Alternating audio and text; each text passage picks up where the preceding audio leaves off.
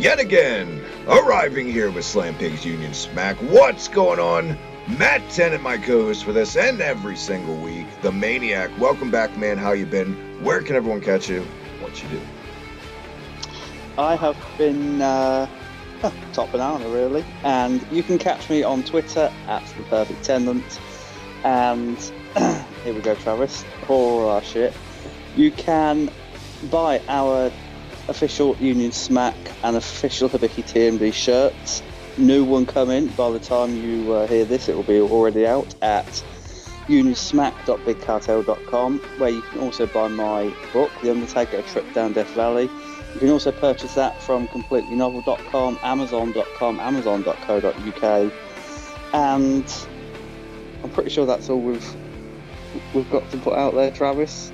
Well, no, I was going to say make the hot tag because the whoring doesn't stop there. Also, as of this week, you can also catch this and all other Slam Pig show exclusively and Never Drew a Dime on ProWrestlingJournal.com. Thank you to Drew Ortman for featuring us over there on that website. Guys, get over there. If you never visited ProWrestlingJournal.com, they got you covered from the indies to the main roster. Tons of great writers, tons of great podcasts, and just tons of great content. So thank you guys so much for featuring us. It means the world. Get over there also. Buy Matt's book, like the man said. Buy a shirt. And if you haven't done already, right down below, hit subscribe for all the best retro gaming and pro wrestling goodness. Matt, I think we got it covered, and I'm already out of breath. Yeah, me too. I had to draw breath during that, Travis. It's like anything else, and gonna go blue in the face. Speaking of blown up, out of breath, blue in the face, all that stuff, we are literally hot off the heels of Royal Rumble weekend. So much to cover between NXT, Raw, and SmackDown. Now happened today and yesterday's on the books. We're not going to get into detail and all because, cheap plug, you can catch Slam Pigs on Demand, our post show the other night. Thank you to everyone that appeared on that and stopped by. But we are going to go over some highlights here of what went down at the Rumble because, of course, got to give my man's mad opinion. Can't leave you hanging. If Time Zones wasn't a bitch, he would have been there live to begin with. But unfortunately, it was like 6 a.m. for Matt. Yeah, by the time I got to the end, I was the one that felt like I'd been through a Royal Rumble. 7 fucking hours, Jesus Christ. Royal Rumble itself, I mean, high point of the show for you, I guess. High point of the show, obviously, Pete Dunne. Like, I'm a biased little bitch. I've said it tons of times. So I was annoyed that he only got 11 minutes and didn't get any eliminations in. But then I suppose the plus side was that he didn't get eliminated by Baron Corbin. So that's true. Swings and roundabouts there. I think the men's Rumble match was much better than the women's Rumble match. For me, like, singles match of the night, I'm going to go Ronda and Sasha. I enjoyed that for some reason more than I did Becky and Asuka. Same.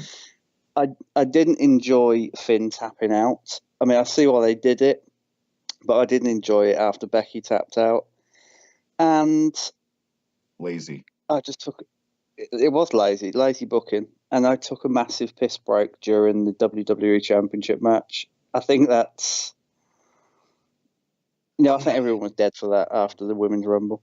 Yeah, that any match would have probably been the piss break match after that for obvious reasons. Yeah, hour 12 minutes, for fuck's sake. But at least they took the match that was, a rematch in that spot, I guess.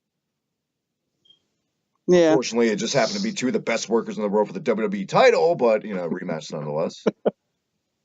Eric, let's get to that real quick. Eric, we were talking a little off air. Eric Rowan, you said it's like a random ass, WWE Universe in 2K19 kind of thing. And it is. I mean, now, it has legs if it's done right, but look who we're putting the faith in here. Exactly. Are you really going to put the faith in like Road Dogg and the people who have fucked up so many, stables and storylines before to make all people Eric Rowan a star? Like, again, like we said off air, wasn't interested in him during the Wyatt family, wasn't interested in him during his singles run, or during that weird little time where him and Luke Harper weren't the Bludgeon Brothers but were a tag team. And once the novelty had worn off of the Bludgeon Brothers after 2 weeks together, again, just didn't care about Eric Rowan. So I don't see this run changing that. I mean, I hope it does for his sake. And let's be honest, it'd be a brand new, top tier star if it does work out for him. But I'm just not seeing it. And I hope like their quote creative genius into why the stable makes sense. I hope they don't put every fucking guy in a flannel t-shirt and that they're like, oh come on, and just call it like the flannel panel or something. Like, come on, they could be a little bit more Flannel like. pan. That's literally all they did with Eric Rowan was put him in a fucking flannel t-shirt and sent him out and gave AJ Styles a terrible choke slam. And Daniel Bryan, yes, he's a veteran, he's great, but he took 3 years to capitalize and cover, and it was a terrible finish to an actually pretty kick-ass match they had. It's a shame. Yeah, yeah, it was. I mean, I'll be honest, match-wise, I was I was sort of tuned out of it because I was talking to all you guys on our chat on Twitter, so I wasn't really paying attention. I will go back and watch it at some point, but I can't imagine them two having a bad match, even if the crowd sort of shit on it with their reaction. The men's rumble. I mean, that's probably my favorite part of the night. It was a pretty decent men's rumble this year. I think last year's was probably a little bit better. I don't know. What I'm do you think? I'm, I'm glad they gave NXT stars, both normal NXT and NXT UK, more of a showing rather than just hiring a load of legends to appear. That was the plus side. I mean, the downside was that enthusiasm had waned by the time we got to it, like 6 hours into the show. Yeah, exactly. Exactly. Although bright spots, Jeff Jarrett to help kickstart any Royal Rumble, Oh my especially god, ain't I yeah. great, Jeff? That Love Jeff. was a perfect fit, I must say. Those two characters. Yeah, yeah. Elias and Jeff Jarrett. I just wish Jeff Jarrett, like I said to you before, had worn a different attire. Yeah. 6 hours in, it was what, 4 a.m. before the men's Royal Rumble started here. The last thing I wanted to see was saggy old granddad tits, What a night. and just What a just this nightcap fat for old you. belly. Yeah, just like, oh Christ, Jeff. But yeah, glad to see Jeff Jarrett back, and we all know he can still go to a certain degree. I don't know. I'm conflicted about where they're going with the Elias storyline. Travis, it's like, are they really going to put it on WrestleMania? Are we going to get it on a pay-per-view? Are they going to go as far as bury Elias by having him job to an old man? This is WWE. Anything could happen right Easy, now. Matt. That's a 14-time TNA heavyweight champion you're talking about. I love Jeff Jarrett. I do. One of the nicest men I've ever met. But at the same time, It's also 2019. I mean, exactly, yeah. granddad tits. It would be hypocritical of us to have called for a new era for all this time and then sit here and go, oh fuck yeah, I want to see Jeff Jarrett beat Plus, I Elias. can't groan. I can't groan at the idea of Undertaker possibly wrestling at Mania and praise Jeff Jarrett at the same time. It's not. Exactly. That makes me a hypocrite. Uh, Yeah. Overall, though, what do you grade the Royal Rumble, Matt? As an event, I'd give it a B minus. I There think we go. Royal Rumble men's Royal Rumble match, I'd probably give it a B. As an event, I gave it a B. I felt like it was pretty. There wasn't anything that really shit the bed for me, but there's nothing that really blew my mind. It was pretty Yeah. standard fare, but for a Royal Rumble, it needs to be more than standard fare. But I still gave it a B. No, the only head scratching booking decision really was the Finn thing, and I wouldn't even care if Finn would have lost. It's just how he lost, like we said. It was lazy, and there's so Yeah. many other things they could have done. Jesus Christ, this guy cannot catch a break, and the sooner he gets on SmackDown, the better, in my opinion. It's overstocked on Raw right now. And SmackDown desperately needs a top level babyface besides AJ Styles and Jeff Hardy. Yeah, And Rey I agree. Mysterio. I agree. That was the Rumble. That was the Rumble. We shall see as the road to WrestleMania begins. It's already official. It's Ronda and Becky and all that goodness. This just broke today. This is huge, actually. Came out today. Jonathan Good, aka Dean Ambrose, Matt, will not, even WWE put this out, will not be re signing in April or May, whenever his contract expires. Now, when all this shit happens, every time I've already seen tons of posts about this could be a work. This could be a way to have Triple H and Ambrose at Mania. Yada, yada, yada, you. Who knows? But right now, I'm going to pretend it's fucking real. And we're going to get into it here before we get to our retro review later on, Matt. What's your 2 cents on the walk away, I guess, now of Dean Ambrose? Well, if it is true, then like we said last week about Revival, can't blame him. I think that it's a double-edged sword. He's not happy with how he's being handled creatively, and turning that over. Are WWE really happy with the effort he's put in, and the way he's just sort of sunk into the mid card, which is both of their faults. Yeah. There's fault on both sides of that. But just going back to what you said about Triple H versus Dean Ambrose, from what I've heard on Twitter today, and from what we saw on Raw last night with Nia Jax, there's a lot of people going, are we going to get an intergender match between Dean Ambrose and Nia Jax? It's like, please, don't fucking put ideas in their head. Yeah. I don't even know where to begin with how many bumblefuck decisions there have been, so many missed opportunities with Dean Ambrose's career. It's going to go down, if this is it for me, one of the most disappointing what could have been careers. Because if you remember, especially back when the Shield started, this was supposed to be the breakout. This was supposed to be the guy from the beginning. From the matches he was having in FCW, he was praised. He was compared to Shawn Michaels back then in 2012, 2011. Mm-hmm. My God, how fallen. And I totally agree 100% what you said. It's both their faults. Both their faults. And I also think it's going to go down as an underrated thing that hurt him. But I think that match with Brock Lesnar at Mania a couple years ago really made people just stop caring. It was like he had to. I don't care. He can say Brock was lazy, all this. You can still go out of your way to try to do something to make it memorable. He did nothing. Yeah. Nothing in that fucking match. Phoned in phony goddamn promos all the time. I know I said phoned in and phony or whatever I did. It sounded dumb. Just, they didn't sign this guy based off of how well he can read a script. They signed this guy, what they saw of him in CZW and on the indies back in the day. He was crazy. He was compared to Loose Cannon Brian Pillman. He just would go off the rails in promos. It's like we were talking off air earlier. They didn't sign Cactus Jack in 95 or 96 and be like, here's your script. That's not why you signed Mick Foley. Wasn't his physique, for fuck's sake, either. Just like Ambrose, it was never his physique. It was his fucking delivery. You signed Ambrose just like they signed Jake Roberts in the 80s. The delivery, he was different than everybody else. And what did they do? They couldn't fucking help themselves, Matt, like they always do. And they got something organic and good. They over fucking do it because they can't help themselves. It's like skipping foreplay and they rush it and it turns out being terrible. That's what happened. Yeah. That's what happened. It's true. They put the handcuffs on him and what 229 so what? Oh, fuck.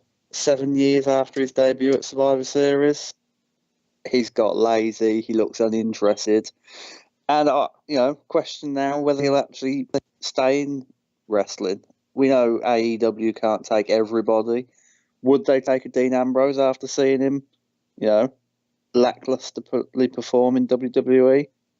I'm not sure they would. I know Dean Ambrose has said after he left WWE eventually he'd do, I think it was a death match or something because the money was good. See, probably back to CZW, to his roots. Yeah. Because they're doing so fucking well right now. Yeah. And then he'd walk away from wrestling, so I don't know.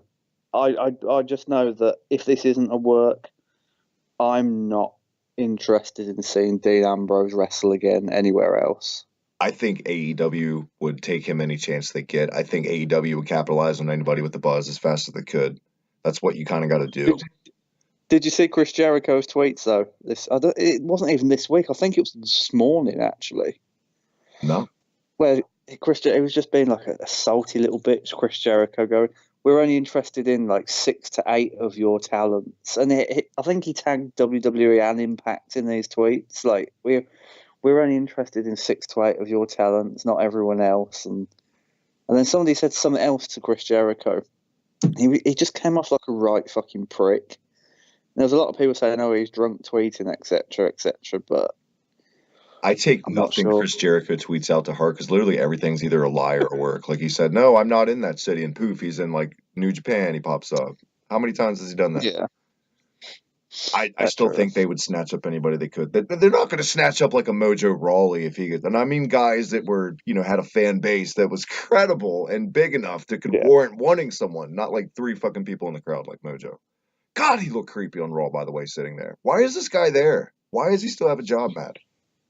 You could say that about half the Raw roster, though. Let's be honest. Titus O'Neil, why does he still have a job? And that goes back to what you just said about Ambrose. Since he came back for his heel return, I agree. He looks like he'd rather be any fucking where else. He's complete. And this is the part where we say how it's 50-50. This is the part where it's Ambrose's fault. It's been on him. His promos have been jack shit since he's come back. Mm-hmm. There's been no passion. He just does not care. You can tell. I But agree. I'm not a total prick, Matt. I do have a heart. He is going through a lot with one of his best friends right now, obviously with leukemia and all that stuff. That it is easy to sit on the outside and be like, people handle it differently, Yeah, you know. they do, and you can't sit here and go, well, Seth Rollins is doing really well and handling it well. Well, That's like you said, people handle shit in different ways, but at the same time, when you've been given what should have been like a career altering heel turn and let's be honest, a questionable gimmick with the gas mask stuff, etc. But Bane.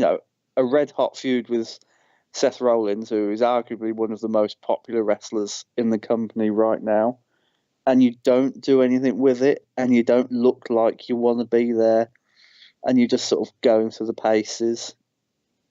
Of course, people are going to look at you and go, "Fuck, you don't really want it, do you?" And we see the saddest part about Ambrose in the WWE. Because you hear it all the time, especially from all the agents and the old heads and all the old guard from WWE. You have to learn a completely different style when you go to WWE, and some guys get it. Like the original Sin Cara comes to mind. This guy just could not transition for shit. Dean Ambrose, we haven't even talked about his goofy ass selling since he's came to WWE and just the horrible little slingshot thing he did, his horrible facial. It's like when the hard cam or any kind of cam was zoomed in on his face, it's like his timing was off. Like he was either caught mouthing to his other opponent every fucking match or smiling or doing something he shouldn't have been because I feel like he didn't A care or B just couldn't get the timing down of when the camera that red light was on that camera and this camera switch. You know what I mean? It's very noticeable. Yeah. He looked so. I hate this word. I hate to say it, blah blah. He looked so fucking fake through the last 2.5, 3 years for me in WWE. When he worked a match, he did not look natural. Yeah. Sorry. You can't disagree, and you can't disagree with it. Just go back and look at his performances, and even when he came back from injury, it just seemed so put on. Last summer when he teamed with Rollins to go against McIntyre and Ziggler, it was just, ooh, again going through the motions. And the writing's on the wall, Travis, when you lose the title to fucking Bobby Lashley. That Like and when the company would rather put their arguably quote unquote second biggest title, on a man no one gives any shits about less than you, something's wrong. how I don't know how long he was out with the injury. It was almost a year, right? I think so, yeah. You have all that time to sit and bang out Renee Young and think about a way to reinvent your character when you come back, right? And what do you come up with? You look like a fucking bushwhacker. That was what we got. I'm sorry. Whoa! Like Jesus Christ. It wasn't the look, Dean. It was just that wasn't your problem, I feel like. That wasn't what was wrong with the character. And if it was WWE that made him change the look or that was him, whoever made that call, they missed their mark on what the problem was. Yeah, agreed. And you know what? To end this conversation, Travis, if he does go to AEW afterwards, then good luck to him because I think he's going to need it. And that's the thing. People think that he just hates fucking Ambrose. No, I liked Jon Moxley on the Indies. I liked Dean Ambrose from 2012 to 2014. Right? I want to like the guy. I just know what the potential is there, and that's why I get frustrated. Yeah, That's worse than when a guy just flat out sucks. I feel like when the potential's squandered. Yeah. However, it's more annoying, can I just say, though, when he's squandered half of the potential himself.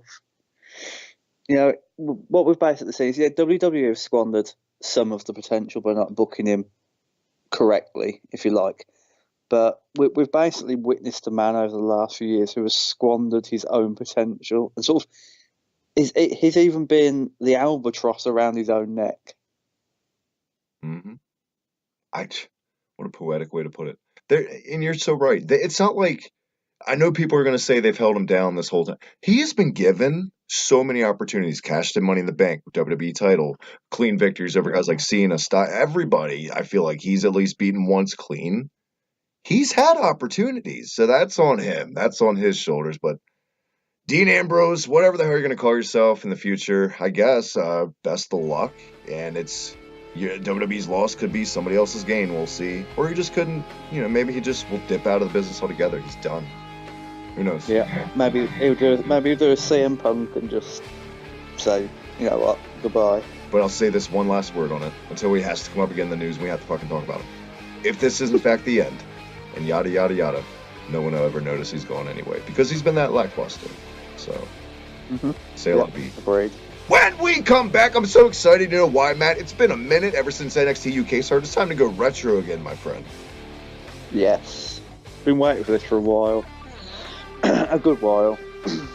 I'm rubbing my hands together now. I can't wait to talk about tough enough contestants getting the shit beat out of them and all that goodness when we come back. It's Royal Rumble 2005 right here. Slam Pigs Union Smack. Stick around.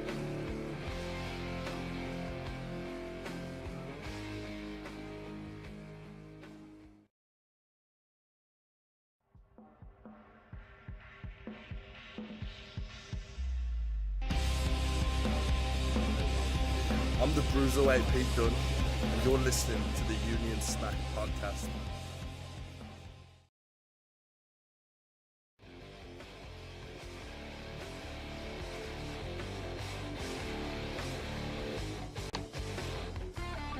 We are back, Slam Pigs Union Smack.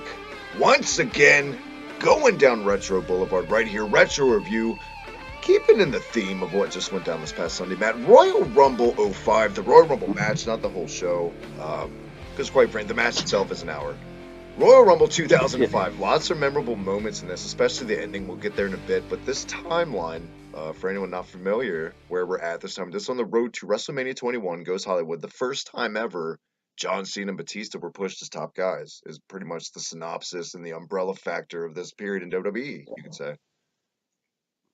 Yeah, yep, you could. And since that, I think this is the last time we had two legitimate up and coming stars who were destined to be main event stars, who WWE wanted to put the machine behind, just sort of coming together at the same time in the same era to become just massive. I don't think we've had that since. Yeah. Yeah, and before that, what was Rock and Austin? Yeah. And these guys weren't on the level of Rock and Austin because the business wasn't on that level anymore. No, it wasn't. It wasn't. But for some reason, people bought into Cena and they bought into Batista, and honestly, it's they both made it huge. And I think Royal Rumble 2005 always you can always look back on it as something special, even though it was you can say it was a standard Rumble, but we'll get to that. But for what it was, and where Cena and Batista went after it and what they went on to do, it's wow. I don't think we've had a Royal Rumble that's done that for two men since. Matt, this time period also, you could say, this era, running on the fumes of the Attitude Era, wouldn't be long after this till they went HD and then PG and then all that nauseous stuff. The first, when they first put their toes in the water of going PG and officially, all that stuff. This was still pretty edgy TV at the time. Definitely with the women, a totally different women's division. But unfortunately, there's no women on this show to review for this match. But I will say there's lots of controversial angles going on in time, especially we'll get there in a little bit, but Muhammad Hassan's in this. You have a Tough Enough win at the beginning of this, which even at the time I remember on the internet reports of him being bullied backstage. And it's so funny. This started off with four guys or three guys he was bullied by that came out in the reports. We'll get there with Daniel Puder in a second, but going down this list, we were talking off air, this whole roster, this time period, we were talking about the video games, and this is probably some of my favorite era SmackDown games, just so many memories. And a lot of these guys from this match, I watched more in a video game than I did on actual WWE TV, like Kenzo Suzuki and fucking Luther Reigns and guys like that. Yeah. I mean, they were some of like my favourite mid card wrestlers to play with on the games. And we said before we came on air, like I can't remember which SmackDown versus Raw it was, whether it was 2007, 8, or 9. But the GM mode, it's like Paul London, always my cruiserweight champion. You know, Kenzo Suzuki, always somewhere in there with the tag team titles, especially when you were one show trying to compete against the other. And I don't know why. It's just a novelty, you know. It was just a novelty to have guys like that on a game, especially knowing that they probably wouldn't be around for the next one. Yeah. Perfect way to put it. I can't say anything better myself. This we come from such a high note to talking about those great old PS2 games or whatever too. This match couldn't start off any more creepier to go back to. Number one is Eddie Guerrero, number two, Chris Benoit. And Yeah. let's just pretend things didn't happen. This started out fine, like any Chris Benoit Eddie match. Both these guys were pretty damn over at the time. Yes. Yeah. Eddie, especially, he was the most over in the entire fucking match. It's like, wow. You know, if present day fans want to see like what an over star looks like, then go back to this Royal Rumble, because I mean, what was Eddie Guerrero doing at the end of 2004, beginning of 2005? He wasn't doing a whole lot, I seem to remember. I know he'd go on to win the tag titles with with Rey Mysterio, and then their match at Mania 21, etc. But you know, Eddie Guerrero really wasn't doing a lot at the end of 2004, beginning to 2005, and yet the crowd reaction to him was just wow. In hindsight, 2020, man, I feel like looking back now, it was kind of they should. And yes, I can appreciate the JBL reign and its length, right? But I feel like that should have had some legs cut off of it, a little bit shorter. More time should have been given to Eddie Guerrero's reign. He shouldn't have lost it at Great American Bash in 04 to JBL. He should have been, because he was a hot act, and I think they underestimated how over he was going to get. Because I feel like in their eyes, because on Raw at the same time, I agree with WWE. Chris Benoit was not getting over like Eddie Guerrero. Chris Benoit was the opposite. So, and they always looked at Raw as their flagship show, right? But at this time, it's a little different. You had SmackDown 6, all this stuff. But I still feel like always they put Raw number one, so they would look at the two guys and put, well, if he's not getting over, if we put Eddie over here, he's not going to get over because Benoit's not. But they're not realizing that Eddie never needed to be on Raw. That's why he never went to Raw. He was a SmackDown guy. He was fine. And I just feel like there was so much. He should have dropped that stuff at that belt. Excuse me, what I'm saying. At Survivor Series that year, I feel like more time to that reign. Yeah. People Yeah, wanted it. I'd have loved more time, but wasn't that Eddie's decision? Could he not? I heard the story that he couldn't handle the pressure, and you know his demons had come back, etc. So, Well, it's a shame. JBL was sort of an out for him. Yeah, shame either way. You know. Yeah, it is a different time in his life. You know, a different set of circumstances, and history could have been very, very different. And the saddest part about that, especially the way he went out, his history, the time period of his life when he won the belt, early 04, that was probably the safest time for him in his life to win it, because he was off the rails when he was in WCW as far as abuse, substance abuse and stuff. Yeah. I think it would have destroyed him being a top guy in the late 90s, early. He just couldn't control his demons. At least he was smart enough in this time period to like have the red flags. Like he'd gone to rehab, gotten help. He had matured enough to know that. Yeah, I would bother defending anything about Chris Benoit, but we're not going to do that. Number 3, here we go. You guys have been staring at this. For the listeners of this show and the subscribers, who the hell was this guy on the thumbnail? Daniel Puder. Get into it, man. Yeah. Who was Daniel Puder? Daniel Puder was a MMA UFC guy who won the the 4th series, Tough Enough, 5th, something along those lines. I don't fucking know, something. You what? I said I don't know, one of them. There were so many of them. Yeah, one of them. We don't care. It was a shit series of Tough Enough anyway. And he won, I think it was $1 million for that. Mm. And he was a cocky prick, and no one liked him. And eerily looked like a very young Dolph Ziggler. Or like might just be me, but little Tito Ortiz, maybe. I don't watch UFC, so that went straight over my head.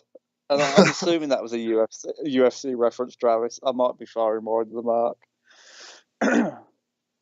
But yeah, Daniel Puder, no one liked him backstage. No one liked him in the audience.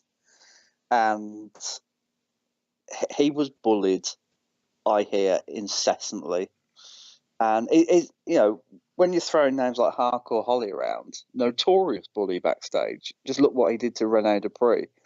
It's like, is there any wonder he didn't last in professional wrestling? Because Matt he Capitelli. could have, I suppose. Matt Capitelli, of course. Is it any wonder that Daniel Puder didn't last in the business? Because I'm assuming if they'd have strapped the machine to him and, built him like they'd built Cena to a point, he probably could have made it. I don't know. We heard him cut a promo in the middle of this Rumble match. Yeah. That was woof. I think calling it a promo is an insult to all promos that have ever been cut. And let's be frank. There's no beating around the bush. Eddie Guerrero and Chris Benoit. I'm not going to word. I was going to say murdered Dana Puder. I can't say that. They just beat the shit out of Dana Puder. I lost count. Lost fucking count of the knife edge chops. You could feel them. They just took turns. That's literally what happened right here. I describe any more detail, but that's all they did. It was just like you were watching pro wrestling training school for a bit here, Matt. It was brutal in his chest, and it didn't get any easier because at number 4, Hardcore Holly, speak of the devil. It just got worse. I felt sorry for Daniel Puder's chest. Not for him. It's like, I felt sorry for him. But his chest, it's like, can you imagine that many chops by people who are known for their chop? Like the Chris Benoit chop. Like, it looked like it hurt a normal wrestler. But on a puny little shit like that, it was just wow. And you could feel every time they hit him. And you could see the glee on Hardcore Holly's face, like, oh yeah, let me at him. Like what we've done to him backstage, that's not enough. And it makes me wonder when you go back, and I've seen, so speaking of Paul London again, I've seen like that shoot with him and Kendrick together. Matt Hardy, I've seen interviews where, it was kind of common knowledge. Chris Benoit and Eddie Guerrero were like brothers. They were always together, and they were kind of batshit crazy. They'd wake up at like 3 a.m. to go train. There were like terrible stories about both those guys bullying, and so when you see all those tributes to missing Eddie, you don't know if it's propaganda. How was Eddie in real life? But I feel like here, and I feel like Hardcore Holly wasn't on that extreme. He was a dick, but I feel like Benoit and Guerrero were kind of probably on another level dickheads to young guys coming up, and I felt sorry for Puder. And this was, after a while, uncomfortable to watch. Like back then, I remember it being awesome. But now knowing what we know, it's really uncomfortable to watch this in a way, Yeah, I agree. You look closer, you could probably see the erection Hardcore Holly was getting from it. Just like, oh yeah, fresh meat, whack. And then mercifully, Mr. Puder is eliminated by Hardcore Holly, who's then dumped by Chris Benoit and Eddie Guerrero. But lo and behold, through all the darkness, all the sins, all the turmoil, a hero has come to save us, Matt. At number 5, your favorite person in the world, Shane Helms, the Hurricane, who, see you later, he's already eliminated by the time I finish the sentence. Yeah, gone. I loved every chop they gave Hurricane, by the way. Did not feel a tiny bit sorry for him. Cocky prick deserved it. 6, Kenzo Suzuki, edging at 7. And off we go, Travis, with a proper Royal Rumble match. Yeah. Not just teaching a rookie a lesson. Not just the Monster Factory featuring the Hurricane. No, not a wrestling school session. It's an actual Rumble now with actual working of holds. And you got Rey Mysterio in there. You got Shelton B. Look at that. I missed this Shelton Benjamin, Matt. Me too. I wish... I messaged you on Twitter when I was watching this. I said, I wish they'd have pulled the trigger on this Shelton Benjamin. It's like the way he was built, the way he moved around the ring. He had it all. And they shit the bed with him. Big time. Also, you're reigning Intercontinental Champion at the time. And they mentioned it the other night, Sunday, at this year's Royal Rumble, and Intercontinental Champions never won the Royal Rumble, which is crazy to think about. Yep. That is. And you know, I sat there for a minute and thought, have they not? Yeah. And they're right. Not, at least not at a time when they were Intercontinental Champion. It's like an Intercontinental Champion has won the Royal Rumble, Bret Hart was an Intercontinental Champion, not at the time he won the Rumble, but previously. But I think they need to, define what they're saying for people like me who will pull it apart. But yeah, reigning Intercontinental Champion has never won the Royal Rumble. And can you imagine what this would have done for Shelton's career if he'd have won the Rumble, or even just been pushed like he was a star? Because there were moments of it when he beat Chris Jericho at Taboo Tuesday, like not too long before this, the Intercontinental title. His match against Shawn Michaels in the Gold Rush tournament. There were glimpses of something amazing with Shelton Benjamin, but for whatever reason, whether it was his skin color or whether Vince didn't class his style of wrestling as the proper way, he just never made it. Here's a hot take, and you're probably going to totally disagree with me. I was a fan of the gold standard gimmick if they would have did something with it, besides just a pointless U.S. title reign. Like I feel like I don't know. I just liked that gimmick, and I know it was controversial. It's kind of racial. It wasn't racial to me. I don't know. It was he was like Midas. He liked gold. Yeah. Yeah. I mean, I can agree. Can't believe I said that out loud either. That I was a fan of that only on this show. You got Booker T coming down. Now you got Chris Jericho. You got some bigger guns finally coming down. At this era, Booker T wasn't on that level yet. They teased it at WrestleMania 19, shit the bed. He took about 2 years as a tag team and mid-card guy and did nothing till King Booker. Matt? Yep, agreed. Can I just say, you like the gold standard Shelton Benjamin. I love the King Booker. I know it was just, it fell flat with some fans, but fuck it, at least they gave Booker T a vehicle to run with. He wasn't just doing a fucking spinneroonie in the middle of a ring that made no sense. They strapped something to his back. They gave him the world title, and they did something with the King Booker character. That's got nothing to do with this match. I just like it. Sorry, you can rest easy because I agree with you, and I loved how they said it. Like they said, "All hail King Booker" so many times. It was good heel heat. It was cheap heel heat, but it worked. It got annoying, But yeah. I like how he adapted it, like King Booker. It's about to get. The guy's coming up. I have so much to say and so many things. We only have so many time. Let's first and foremost here. Let's go down the order. Luther Reigns, wow. Yeah, wow. Is he not dead now, or am I imagining it? I don't believe so. Tomko went to prison for armed robbery. He robbed a pharmacy. There you go. I'm sure. I'm not. It's not Mark Jindrak, but I'm 100% sure. I read something that said Luther Reigns died, or someone along those lines. Sorry, wow. Luther, if you're not dead. But I can't. And you know what? If it's not Luther Reigns, I cannot for the life of me remember. I'm googling it right now because I can't leave that hanging. Yeah. If it's not, then it's not. But I know it was someone of that ilk, someone who Matt Weiss is his name. He's not dead, so you're safe. Okay, he's not dead. Somebody who was with him like around that time, around that era, did die, and I can't remember who the fuck it was. That's gonna bug me now.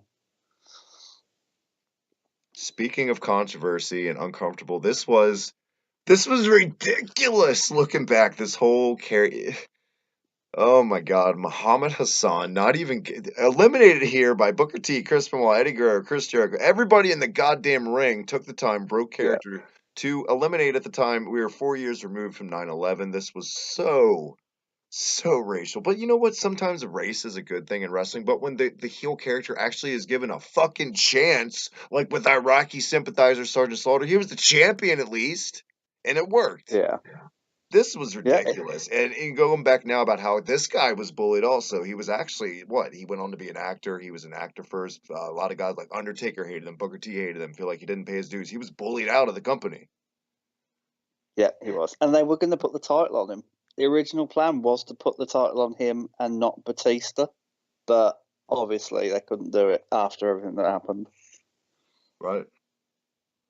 Oh man, and then teacher they did now, the I whole believe. what accompanied by Al Qaeda, and then what the TV complained, and that's what made him pull the plug on it at the end of the day.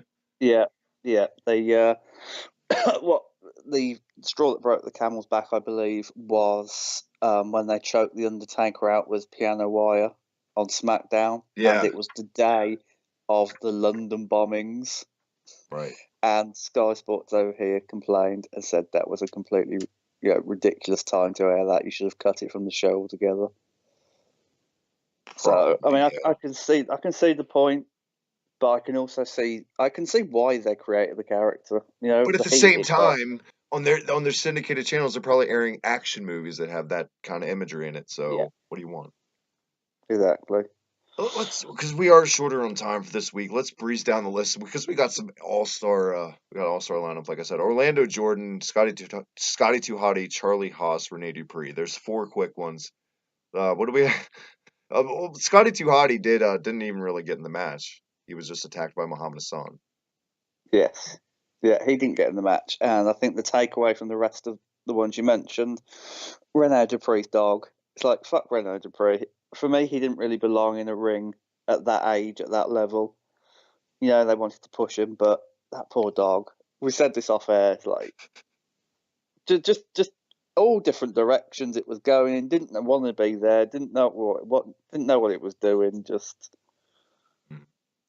terrible character as well. That René Dupree character, like a modern day Rick Martel, awful. Did not have the skill to carry it off like Martel did. Nope, total body guy. Total body guy. The epitome of that word. Just a body. And that's why Vince had Yep. him out. This was Laurinaitis, is the head of talent relations, just signing body guys. My God. Simon Dean, my God, Yep. debuted not too long after this, formerly Nova in ECW in the Blue World Order. Jesus Christ, like what? How? Why would this? Even in like '92 or '93, this would have been a jobber. Like I get it. Not everyone could be a champion. Everyone's got to play a part. But this wasn't even creative. This wasn't even really funny at all. It was just lame. Yeah. In fact, the only funny thing that came out of this was his elimination, and then Shawn Michaels' little imitation squats Yeah. afterwards. Always loved that minute, And that like you said, moment. immediately after Loved it. Simon Dean, we have Shawn Michaels come in. Finally, a real goddamn storyline with like credible talent in this match, for fuck's sake. As Shawn Yeah. Michaels comes out, clears the ring, blah, blah, blah. And here comes Kurt Angle next. And these two had never touched before this, never had a program together, nothing. It's always been one of those dream matches. Seeds were finally planted in this as Shawn Michaels was eliminated by Kurt Angle. And then Shawn Michaels got his revenge, right? And dumped Kurt over the top. These two brawled. Actually, Kurt just beat the shit out of Shawn Michaels after this. And this was like Yeah. one of the first times I remember the Kurt Angle character, like, wow, he's crazy. Because he'd always been like white bread babyface or whatever before this. And I was like, Yeah. holy shit, Shawn really pissed him off. And what can you say? It is, and I don't, it's definitely my most underrated WrestleMania match of all time. It's in my top three WrestleMania matches of all time. I love their match at WrestleMania. It does not get talked about enough. I could watch that match any day. It was a masterpiece. Great. And I remember watching that live and thinking, holy shit, Shawn Michaels tapped out. It's like, everything was effective about that match. And the That build to it was match, you just, could say that match is one of the most influential matches in the last 15 years. So many transitions from the yeah. super kick, rolls from the ankle lock, stuff like that you've never really seen before that match. Now guys like Kushida, all those guys, they borrow. I feel like a lot of them studied that match. Those guys don't get enough credit for it, and it was a masterpiece. Like we said, it's good stuff. Must see if you haven't seen it, check it out. But this was great. I feel like a good Rumble always has this in the middle of the Rumble match, like how Rumbles before this, when they tie in stuff, it made it better because it was like watching different episodes within an hour, kind of. Yeah. I remember when they effectively did it with Michaels and Jannetty in 94, 3, 4, Hmm. maybe both. Mr. Can't remember which Perfect one it Ric was. Flair in '93. That was like a Yep. Yep, they've always been good at dropping little things in. I mean, even as shit as it was, Giant Gonzalez and the Undertaker in '93. It's like little things that lead or have come from bigger things. It's just always nice to see. Jonathan Coachman. What a waste of a pick at the time. For some reasons, I know he was the heel commentator at the time frame. Now he's just a And robot, a how the fuck cyborg. did he last so long? How did he last in this Rumble? so fucking long. It's like he was there forever, it seemed. And all that time, he was eliminated by Ric Flair, who was number 30. Yeah, just save him for Flair. Finally, the two favorites probably to win it. Eventually, within the next couple guys, John Cena and Batista make their way out. There's guys like Snitsky in there now. You got Paul London, who we'll get to in 1 second. Speaking of Snitsky, but the Snitsky storyline with killing the baby and Kane, everyone knows that story. But it just, I had to make a note. I don't have any detail in it. Just like a bold statement. Why the name Gene Snitsky? Like this guy had a good look. It's just the name was so terrible. I feel like it's one of those cases that goes down like it hurt the guy so much he didn't have a chance because the name was so bad. It's amazing Dolph Ziggler's done as much as he has with such a terrible name. Yeah. But then again, Snitsky's name was as bad as his in ring. Like, did you ever rate him as an actual serious wrestler? No, but it had a good look. No. I mean, the look was killer. It was just the wrong gimmick and the wrong name. Easy. Is Benoit still in the match? No, I think you're safe. I think he's eliminated. Speaking of Snitsky, let's talk about the whole reason I suggested doing this match with you is the elimination Snitsky gave Paul London. Paul London on the apron after being spilled over by Snitsky at first, and then Snitsky turned around, clotheslining him, not even like a clothesline from hell type clothesline, and Paul London does an amazing moonsault and eliminate. It's still like my favorite elimination to this day. It's just incredible. It holds up to this day. What, like 14 years later? And like you said, going back slow mo, I agree. Snitsky barely touched him, and it worked. Yeah, that was all Paul London. All Paul London. I would put this elimination just quickly up there with the Taka Michinoku elimination from the 2000 Royal Rumble when he wasn't even an entrant. Ooh, do you remember when he went over and yes. smashed his face on the outside? And they replayed that dear at least God. 11 times, and Jerry Lawler just laughed harder and harder every time. Every time. could And see so his did I at face home, and it was bounce. amazing. Oh my God. Tell me you didn't laugh. I'll bet you 2 Of course pounds. I laughed. All right. I still laugh. If I watched it tomorrow, I'd laugh. It was just one of those things where you think, I shouldn't be watching it, but fuck I want to fire up the clip right now while we're recording this, actually, just see it, because it's so fun. No. Obviously, at the end of the day, by now, everyone's in the ring. You got Ric Flair. You got Edge was probably the shining star. Every year you got a breakthrough in Iron Man type. The Edge was right on the cusp of the Money in the Bank match coming up, getting all that right about the breakthrough. They obviously showed that how they booked Edge in this. Ric Flair surprisingly got a good little showing at number 30. John Cena, though, and Batista, these were the guys, like we said, The Rock and Austin, the 2 stars coming up at the same time.